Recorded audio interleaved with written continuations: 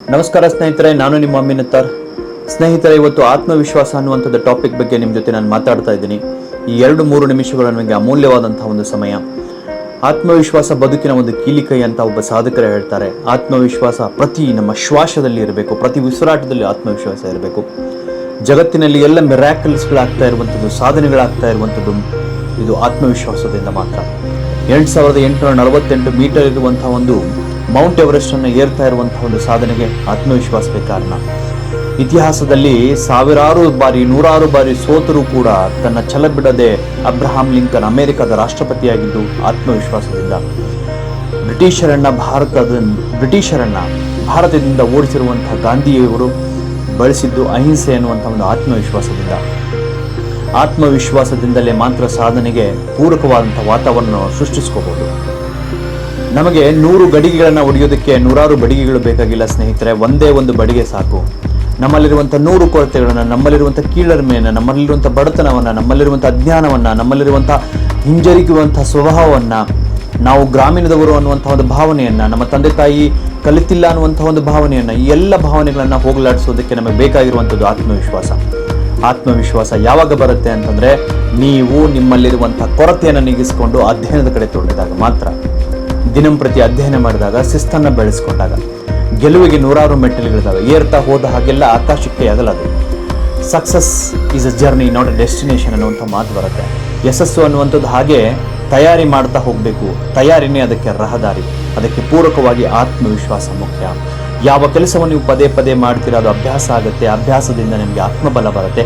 ಆತ್ಮಬಲದಿಂದ ಆತ್ಮವಿಶ್ವಾಸ ವೃದ್ಧಿಯಾಗುತ್ತೆ. ಸ್ನೇಹಿತರೆ, ಗೊತ್ತಿರಲಿ, ಇವತ್ತು ನಮ್ಮಲ್ಲಿ ಆತ್ಮವಿಶ್ವಾಸ ಇರದೇ ಹೋಗಿದ್ರೆ ನಾವು ಬದುಕ್ತಿದ್ವ? ಭೂಮಿ ಮೇಲೆ ನಾವು ಕಾಲಿಟ್ಟಾಗ, ಭೂಮಿ ಮೇಲೆ ನಾವು ಬಂದಾಗ ಅಳ್ತಾ ಬಂದಿದ್ದೇವೆ. ಅಳುತ್ತಾ ಬಂದಂಥ ಸಂದರ್ಭದಲ್ಲಿ ತಾಯಿ ನಮ್ಮನ್ನು ನಡೆಯೋದನ್ನು ಕಲಿಸಿದ್ರು. ನಾವು ಬಿದ್ವಿ, ಎದ್ವಿ, ಇವತ್ತು ನಡೀತಾ ಇದ್ವಿ, ಓಡ್ತಾ ಇದ್ವಿ. ಬರ್ಬರ್ತಾ ಏನಾಗುತ್ತೆ ಅಂತಂದರೆ, ನಾವು ದೊಡ್ಡವರಾದ ಹಾಗೆಲ್ಲ ನಮ್ಮ ಆತ್ಮವಿಶ್ವಾಸ ಕೊರತೆ ಆಗ್ತಾ ಹೋಗುತ್ತೆ. ಬರೀ ನಮ್ಮ ಒಂದು ನೆಗೆಟಿವ್ ಥಾಟ್ಸ್ ಬಗ್ಗೆ ನಾವು ಚಿಂತನೆ ಮಾಡೋಕೆ ಹೋಗ್ತಾ ಇರ್ತೀವಿ. ಬೇರೆಯವ್ರ ಜೊತೆ ನಮ್ಮನ್ನು ಹೋಲಿಕೆ ಮಾಡ್ಕೋತೀವಿ. ಇದೆಲ್ಲವನ್ನ ಬಿಟ್ಟು ನಾವು ಗೆಲುವಿನ ಮೆಟ್ಟಲಿಗೆ ಆತ್ಮವಿಶ್ವಾಸ ಅನ್ನುವಂಥದ್ದು ಗೊತ್ತಿರಬೇಕು ನಿಮಗೆ. ನೆಪೋಲಿಯನ್ ಹಿಲ್ ಅನ್ನುವಂಥ ವ್ಯಕ್ತಿ ಹೇಳ್ತಾನೆ, ನಿಮ್ಮನ್ನು ನೀವು ನಂಬಿದರೆ, ನಿಮ್ಮಲ್ಲಿ ಆತ್ಮವಿಶ್ವಾಸವಿದ್ದರೆ ಜಗತ್ತು ನಿಮ್ಮನ್ನು ನಂಬುತ್ತೆ ಅಂತ. ನನ್ನನ್ನೇ ನಾನು ನಂಬದೇ ಹೋದರೆ ಬೇರೆಯವರು ನನ್ನನ್ನು ಹೇಗೆ ನಂಬ್ತಾರೆ ಹೇಳಿ? ನನ್ನನ್ನು ನಾನು ನಂಬಿಕೊಳ್ಳಬೇಕು, ನನ್ನನ್ನು ನಾನು ಅಪ್ಡೇಟ್ ಮಾಡಿಕೊಳ್ಳಬೇಕು. ಇವತ್ತಿನ ಯುಗದಲ್ಲಿ ನಾವು ಆತ್ಮವಿಶ್ವಾಸದಿಂದ ಯಾವುದೇ ಫೀಲ್ಡಲ್ಲಾದರೂ ಕೆಲಸವನ್ನು ಮಾಡಬಹುದು. ಆತ್ಮವಿಶ್ವಾಸ ಇದ್ದರೆ ಮಾತುಗಳು ಸರಿಯಾಗಿ ಬರುತ್ತೆ, ನಿಮ್ಮ ನೋಟ ಸರಿಯಾಗಿರುತ್ತೆ, ನಿಮ್ಮ ಬಾಡಿ ಲ್ಯಾಂಗ್ವೇಜ್ ಸರಿಯಾಗಿರುತ್ತೆ. ನೀವು ಎಲ್ಲಾದರೂ ಕೂಡ ನಿರರ್ಗಳವಾಗಿ ಮಾತಾಡಬಹುದು, ಯಾರ ಜೊತೆಯಾದರೂ ಸಂಪರ್ಕ ಸಾಧಿಸಬಹುದು. ಆತ್ಮವಿಶ್ವಾಸ. ಈ ಮಾತು ಪದೇ ನಿಮ್ಮ ಕಿವಿಯಲ್ಲಿ ರಿಂಗ್ ಅನಿಸಬೇಕು. ನಿಮ್ಮ ಸಾಧನೆಗೆ ಪ್ರೇರಣೆಯಾಗಬೇಕು. ದಿನಂಪ್ರತಿ ನೀವು, ನಾನು ಉತ್ತಮವಾಗಬಲ್ಲೆ, ನಾನು ಅದ್ಭುತವಾದಂಥ ಸಾಧನೆ ಮಾಡಬಲ್ಲೆ, ಜಗತ್ತಿನಲ್ಲಿ ಎಲ್ಲವನ್ನ ಸಾಧನೆ ಮಾಡುವಂಥ ವ್ಯಕ್ತಿ ನಾನೇ ಇದ್ದೀನಿ, ನಾನೇ ಒಬ್ಬ ಗ್ರೇಟು ಅನ್ನುವಂಥದ್ದನ್ನು ನಿಮ್ಮಷ್ಟಕ್ಕೆ ನೀವು ಅಂದ್ಕೊಂಡ್ರೆ ಖಂಡಿತವಾಗಿಯೂ ಸಾಧನೆಯ ಹಾದಿಯಲ್ಲಿ ನೀವು ಹೋಗೋದಕ್ಕೆ ಸಾಧ್ಯ. ಬಿಟ್ಬಿಡಿ ಬೇರೆಯವರು ಏನೋ ನಮ್ಮ ಬಗ್ಗೆ ಯೋಚನೆ ಮಾಡ್ತಾರೆ ಅಂತ. ಅರ್ಧ ಜೀವನವನ್ನು ನಾವು, ಅರ್ಧ ನಮ್ಮ ಸಾಧನೆಯನ್ನು ನಾವು ಬೇರೆಯವರು ಏನು ಅನ್ಕೋತಾರೋ ಅನ್ನೋಂಥದ್ದನ್ನು ನಾವು ಕಳ್ತೀವಿ. ಅದಕ್ಕೆ ಕ್ಯಾಕ ಹೇಗೆ ಲೋಗ್ ಏ ಹೈ ಏಕ್ ರೋಗ್ ಅನ್ನೋ ಮಾತಿದೆ. ಏನಂತಾರೆ ಅನ್ನುವಂಥದ್ದು ಒಂದು ರೋಗ ಇದ್ದ ಹಾಗೆ. ಜನರು ಏನಂತಾರೆ ಅನ್ನುವಂಥದ್ದನ್ನು ನೋಡ್ತಾನೆ ನಮ್ಮ ಆತ್ಮವಿಶ್ವಾಸವನ್ನು ಕಡಿಮೆ ಮಾಡ್ಕೋತೀವಿ. ಸ್ನೇಹಿತರೆ, ಆತ್ಮವಿಶ್ವಾಸಕ್ಕೆ ಅಧ್ಯಯನ ಇರಲಿ, ಪ್ರಾರ್ಥನೆ ಇರಲಿ, ಪ್ರೇರಣೆ ಇರಲಿ, ಶಿಸ್ತಿರಲಿ, ಸಂಯಮತೆ ಇರಲಿ, ಯಾವುದಾದ್ರೂ ಕೆಲಸವನ್ನು ನಾನು ಮಾಡಬಲ್ಲೆ ಅನ್ನುವಂಥ ಒಂದು ವಿಶ್ವಾಸ ಇದ್ದರೆ, ತಾಕತ್ತಿದ್ದರೆ, ನಿಯತ್ತಿದ್ದರೆ ಈ ಜಗತ್ತಿನಲ್ಲಿ ನೀವು ಸಾಧನೆಯನ್ನು ಮಾಡೋಕ್ಕೆ ಸಾಧ್ಯ ಆಗುತ್ತೆ. ಎಷ್ಟೇ ಸೋಲುಗಳು ಬರಲಿ, ಆ ಸೋಲುಗಳ ಮೇಲೆ ನೀವು ಭಯಂಕರವಾದಂಥ ಒಂದು ಗೆಲುವನ್ನು ಸಾಧಿಸಿ ವಿಶ್ವಾಸದಿಂದ ನೀವು ಬದುಕ್ತೀರಿ. ನಿಮ್ಮಲ್ಲಿ ಎಷ್ಟೋ ಒಂದು ಕಲ್ಲುಗಳನ್ನು ಒಗಿರಿ, ಆ ಕಲ್ಲುಗಳನ್ನು ಕಟ್ಟಿಕೊಂಡು ನೀವು ಕೋಟೆಯನ್ನಾಗಿ ಮಾಡಬಲ್ಲರಿ. ಅದೆಷ್ಟೋ ಉದಾಹರಣೆಗಳು ಇತಿಹಾಸದ ಪುಟಗಳಲ್ಲಿದ್ದಾವೆ. ಸ್ನೇಹಿತರೆ, ಸಾಧನೆಗೆ ಸುಲಭವಂತ ಯಾವುದೇ ಮಾರ್ಗವಿರುವುದಿಲ್ಲ. ನಿಮ್ಮ ಹತ್ರ ಸ್ಮಾರ್ಟ್ ಫೋನ್ ಇರ್ಬೋದು, ಸ್ಮಾರ್ಟ್ ವಾಚ್ ಇರ್ಬೋದು, ಆದರೆ ಸಕ್ಸಸ್ ಅನ್ನುವಂಥದ್ದು ಹಾರ್ಡ್ ವರ್ಕಿಂದನೇ ಬರುತ್ತೆ. ಸ್ಮಾರ್ಟ್ ವರ್ಕ್ ಅಂತ ಇತ್ತೀಚೆಗೆ ನಾವು ಆ ಶಬ್ದವನ್ನು ಬಳಸ್ತಾ ಇದ್ದೀವಿ, ಖಂಡಿತವಾಗಿಯೂ ನಿಜ. ಆದರೆ ಸ್ಮಾರ್ಟ್ ವರ್ಕ್ ಅನ್ನುವಂಥದ್ದು ಕೂಡ ಹಾರ್ಡ್ ವರ್ಕ್ನಿಂದನೇ ಬರುವಂಥದ್ದು. ನೀವು ಹಾರ್ಡ್ ವರ್ಕ್ ಮಾಡಿದ್ದರೆ ಮಾತ್ರ ಸ್ಮಾರ್ಟ್ ವರ್ಕ್ ಬರೋಕ್ಕೆ ಸಾಧ್ಯ ಆಗುತ್ತೆ. ಹೀಗಾಗಿ ಆತ್ಮವಿಶ್ವಾಸ ಯಾವಾಗ ವೃದ್ಧಿ ಆಗುತ್ತೆ ಅಂದರೆ, ನೀವು ಕಠಿಣವಾದಂಥ ಒಂದು ಪರಿಶ್ರಮ ಪಡಬೇಕು, ದಿನನಿತ್ಯ ಓದನ್ನು ಮಾಡಬೇಕು, ದಿನನಿತ್ಯ 6 ಗಂಟೆ 8 ಗಂಟೆ ಒಂದು ರೂಢಿಯನ್ನು ಮಾಡ್ಕೋಬೇಕು.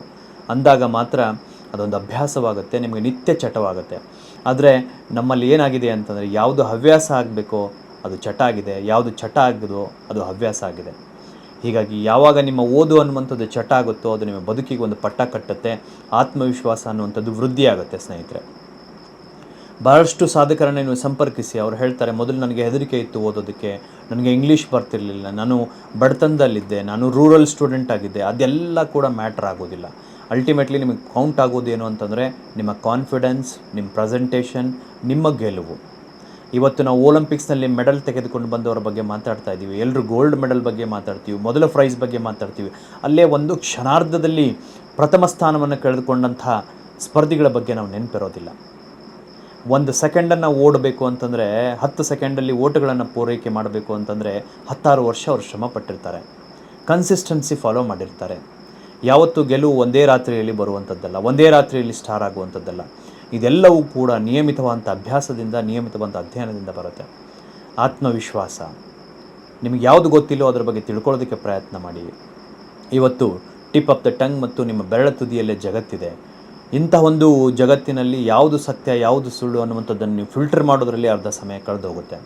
ಹೀಗಾಗಿ ಇವತ್ತು ಡಿಸ್ಟ್ರಾಕ್ಟ್ ಆಗಬೇಡಿ, ಡೈವರ್ಟ್ ಆಗಬೇಡಿ, ದಯವಿಟ್ಟು ಆತ್ಮವಿಶ್ವಾಸದಿಂದಿರಿ.